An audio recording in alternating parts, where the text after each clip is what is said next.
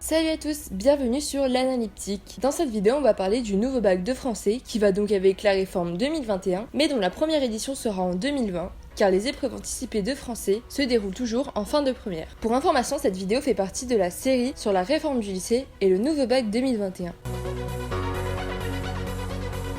Actuellement, le bac de français consiste en deux épreuves.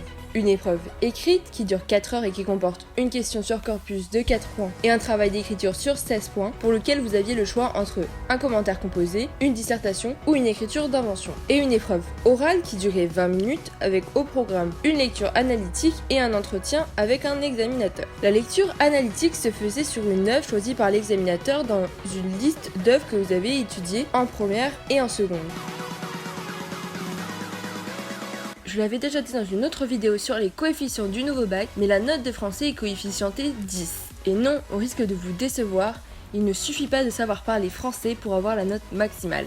L'épreuve écrite dure toujours 4 heures, mais il n'y a plus de questions sur corpus et vous avez le choix entre deux exercices d'écriture. Un commentaire qui sera sur un texte en lien avec l'un des objets d'études que vous avez étudiés pendant l'année et dont je reparlerai plus tard, ou une dissertation qui portera sur l'une des œuvres au programme. Et si vous choisissez la dissertation, vous aurez le choix entre 3 sujets. En parlant d'œuvres au programme, on en connaît déjà la liste. Et celle-ci est divisée en 4 objets d'études. Les objets d'études dont je vous parlais un peu plus tôt et qui comportent chacun 3 œuvres. La poésie du 19e au 21e siècle, avec des œuvres comme Alcool de Guillaume Apollinaire, la littérature d'idées au 16e et au 18e siècle, avec par exemple les fables de La Fontaine, le roman et le récit du Moyen-Âge au 21e siècle avec le Rouge et le Noir, et enfin le théâtre du 17e au 21e siècle avec par exemple Phèdre de Racine. L'épreuve orale sera également un peu différente, même si elle est toujours divisée en 2 parties. La première partie dure environ 12 minutes. Vous devrez analyser ligne par ligne un texte choisi par votre examinateur dans le descriptif, c'est-à-dire la liste des textes que vous avez étudiés en première si vous passez ce bac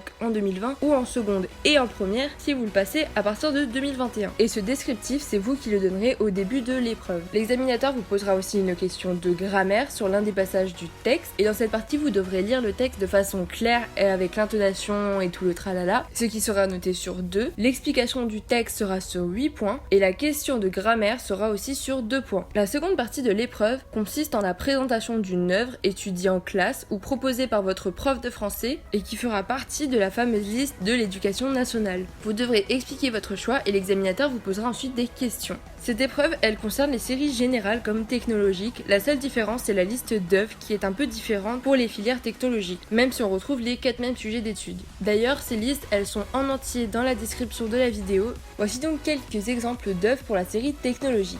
La poésie du 19e au 21e siècle avec les 3 mêmes œuvres, donc par exemple les Contemplations de Victor Hugo, la littérature d'idées du 16e au 18e siècle avec l'Ingénu de Voltaire, le roman et le récit du Moyen-Âge au 21e siècle avec par exemple Voyage au centre de la Terre de Jules Verne, et le théâtre du 17e au 21e siècle avec Le mariage de Figaro de Beaumarchais. Voilà, normalement j'ai fait le tour des nouveautés du bac de français. Pour ceux qui le passent en 2020, on vous évaluera plutôt sur ce que vous avez appris en première. Il ne devrait pas y avoir de piège de ce point de vue-là, puisqu'en seconde, vous avez plutôt préparé l'ancien bac de français avec le corpus, etc. C'est tout pour cette vidéo. Si elle vous a plu, n'hésitez pas à le dire en commentaire ou à mettre un petit pouce bleu, à partager cette vidéo à des gens à qui elle pourrait être utile et à vous abonner si vous en voulez d'autres. Et en attendant la prochaine vidéo, vous pouvez me retrouver sur les réseaux sociaux et je vous dis à la prochaine.